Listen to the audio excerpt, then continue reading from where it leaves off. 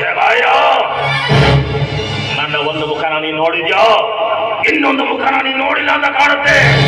ನಾನು ಎಷ್ಟು ಆದ ಮನುಷ್ಯರು ಅಷ್ಟೇ ಅಪಾಯಕಾರಿ. ನಾನು ಕೂಡ ನಿಮ್ಮ ಮಗಳೇ, ಅದನ್ನು ನೀವು ಚೆನ್ನಾಗಿ ನೆನಪಿಸಿಕೊಳ್ಳಿ. ಅಂದ್ರೆ ನನ್ನ ಮಾತನ್ನ ನೀನು ಕೇಳೋದಿಲ್ವಾ? ಕೇಳೋ ಮಾತಿದ್ರೆ ಕೇಳ್ತಾ ಇದ್ದೇನೆ. ಹೋಗಿ ಹೋಗಿ ಹಿಂದ ಮಾತಾಡ್ತಾ ಇದ್ದೀರಲ್ಲ. ಸಾವಿತ್ರಿ, ಸಾವಿತ್ರಿ, ನಿನ್ನ ಮಗಳು ಹೇಳೋ, ನಿನ್ನ ಮಗಳು ಹೇಳೋ, ಅವರಪ್ಪ ಎಂತವ್ರು ಅಂತ ಗೊತ್ತಾಗಲಿ. ಹೇಳೋದು ಎಂತವ್ರು ಅಂತ ನನಗೆ ಗೊತ್ತಿಲ್ವೇ? ಅಬ್ಬಾ ಕೇಳಿದ್ರಪ್ಪ, ಕೇಳಿದ್ರಪ್ಪ, ಎಷ್ಟು ತಂದೆಗೆ ಮಗಳು ಮಾತಾಡೋ ರೀತಿ ಈ ರೀತಿ ಮಾತಾಡೋ ನೀವೇ ಹೇಳ್ಕೊಂಡಿದ್ದೀರಿ. ಅವ್ರೇಳಿ ಹೇಳ್ಕೊಡ್ಬೇಕು. ನಿಮ್ಮಂತ ಈ ತಂದೆ ಇದ್ದವರ ಪಾಡು ಇದೇ ಅಲ್ಲಿದೆ. ನೀವು ಒಂದು ಕೆಲಸ ಮಾಡೋದಲ್ಲದೆ ನನ್ನನ್ನು ಅದೇ ದಾರಿಗೆ ಇಳಿಸಿದ್ದೀರಲ್ಲ ನೀವು. ನಿಮ್ಮಿಂದ ಬಳಸಿಕೊಳ್ಳೋದಕ್ಕೆ ನಾನು ಈಗ ಚಿಕ್ಕ ಮಗು ಅಲ್ಲ, ಬೆಳೆದು ದೊಡ್ಡವಳಾಗಿದ್ದೇನೆ. ನಾನೇನೇ ಇದ್ರೂ ಒಳ್ಳೆಯವರ ಸ್ನೇಹ ಮಾಡ್ತೀನಿ ಹೊರತು ಹೋಗಿ ಹೋಗಿ ಇಂಥ ಕ್ರೂರಿಗಳ ಸ್ನೇಹ ಎಂದಿಗೂ ಮಾಡೋದಿಲ್ಲ. ನಾನು ಪ್ರಾಣ ಬಿಡ್ತೀನಿ ಹೊರತು ಇವರ ಕೈಯಿಂದ ಯಾವತ್ತಿಗೂ ತಾಳಿ ಕಟ್ಟಿಸಿಕೊಳ್ಳೋದಿಲ್ಲ. ಪ್ರಾಣ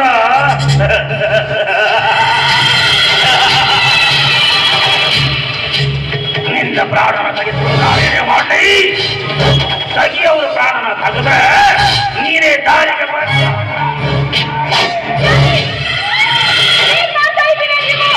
ನನ್ನ ಮಾತನ್ನ ಯಾರು ಕೇಳೋದಿಲ್ವೋ ಅವರೆಲ್ಲರೂ ಇದೇ ಗಟ್ಟಿನೇ. ನಾನು ಯಾವತ್ತೂ ಸೋಲನ್ನು ಒಪ್ಕೊಳ್ಳೋದಿಲ್ಲ. ಒಳ್ಳೆ ಮಾತನ್ನು ಮಾತಿಕೊಂಡ್ರೆ ಅಮ್ಮನಿಗೆ ಮಾತ್ರ ಏನು ಮಾಡಬೇಡಿ. ಹಾಗಾದ್ರೆ ನಾನು ಹೇಳ್ದಾಗ ಕೇಳ್ತೀಯಾ? ಹಾಗಾದ್ರೆ ಇವನನ್ನ ಮದುವೆ ಮಾಡ್ಕೊಳ್ಬೇಕು. ಅದು ಈಗಲೇ ಮದುವೆ ಮಾಡ್ಕೊಳ್ಬೇಕು. ಹೌದು. ಶಂಕರ ಏನೋ ಕೊಡ್ತಾ ಇದೆಯಾ? ಮಂದಿ ಉಳ್ಕೊಳ್ಳಿ ಕಟ್ಟು.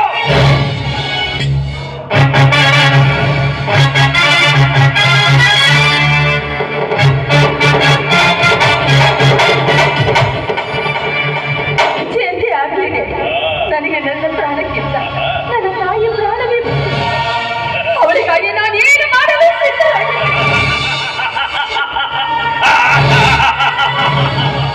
ಮನುಷ್ಯ ಯಾವುದಕ್ಕೆ ಎದುರಲಿಲ್ಲ ಅಂದ್ರು ಸಾವಿಗಾದ್ರೂ ಎದುರಲಾರೆ. ಇದಕ್ಕೆ ಎದುರಲೇಬೇಕು. ಏನು ಮಾಡಬೇಡ ಕೈ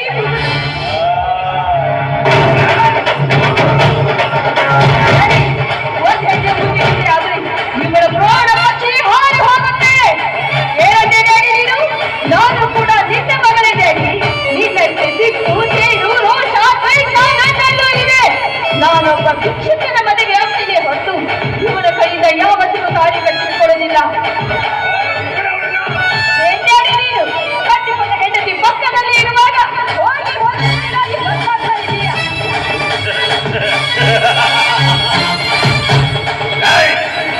ಎಷ್ಟೊತ್ತರೆಗೂ ಬಂದೂಕನ ಇಟ್ಕೊಳ್ತೀರೋ? ಇದು ನನ್ನ ಕೋಟೆ. ಇಲ್ಲಿರೋರೆಲ್ಲ ನಮ್ಮವ್ರೆ. ಇಲ್ಲಿಂದ ಒಂದು ಹುಲ್ಲು ಕಟ್ಟಿ ಸಹಿತ ಹೊರಗಡೆ ಹೋಗೋದಕ್ಕೆ ಸಾಧ್ಯ ಇಲ್ಲ. ಒಂದು ನೀನು ಪ್ರಾಣ ಬಿಡಬೇಕು, ಇಲ್ಲ ನಿಮ್ಮಮ್ಮನ ಪ್ರಾಣ ತೆಗಿಲೇಬೇಕು. ಸಾಯೋದಕ್ಕೆ ನಾನು ಹೇಳಿ ಅಲ್ಲ, ಧರ್ಮ ರಕ್ಷಿತೋ ರಕ್ಷಿತ ಅಂತ ಹಿರಿಯರೇ ಹೇಳಿದ್ದಾರೆ. ಧರ್ಮದ ದಾರಿಯಲ್ಲಿ ನಡೆಯುವುದು ಆ ದೇವರು ಎಂದಿಗೂ ಕೈ ಬಿಡೋದಿಲ್ಲ. ಎಂದಿಗೂ ಕೈ ಬಿಡೋದಿಲ್ಲ. ಕೊಡವನ ಕೈಯಲ್ಲಿರುವ ತಾಳಿನ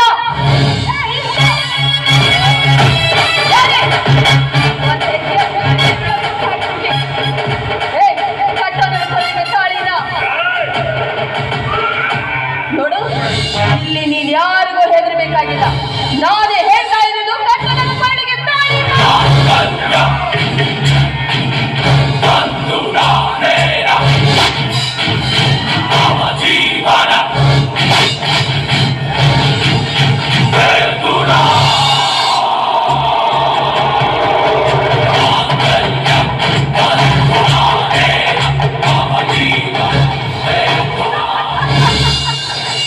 ಈಗ ಹೇಗಿದೆ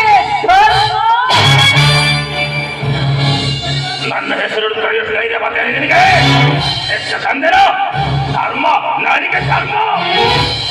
ನೀನು ಯಾವಾಗ ನನ್ನ ತಾಯಿಯನ್ನು ಕೊಲ್ಲಲು ಮುಂದಾದೆಯೋ ಆಗ ನೀನು ನನ್ನ ಪಾಲಿಗೆ ಸತ್ತು ಹೋಗಿದ್ದೀಯ. ನೀನು ಮುಂದೆ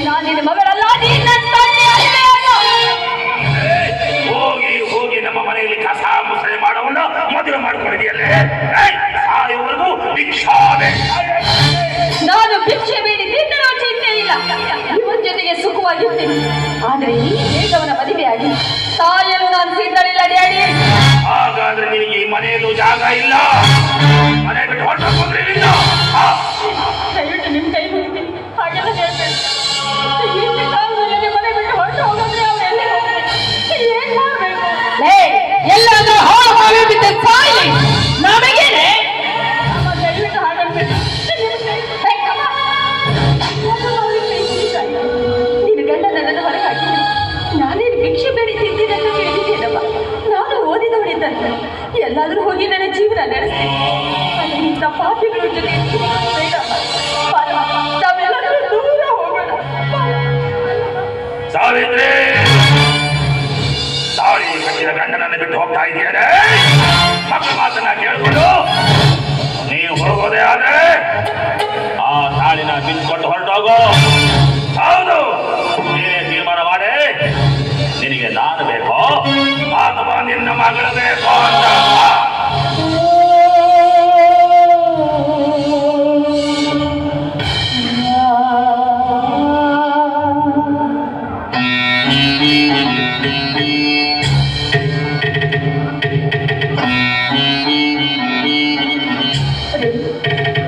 ನನಗೆ ನೀವು ಬೇಕ್ರಿ.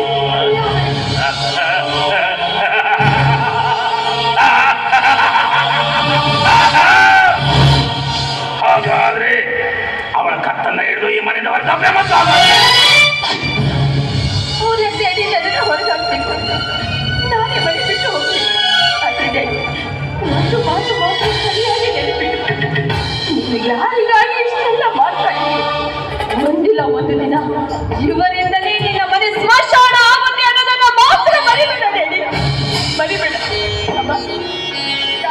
ಮನದಲ್ಲಿ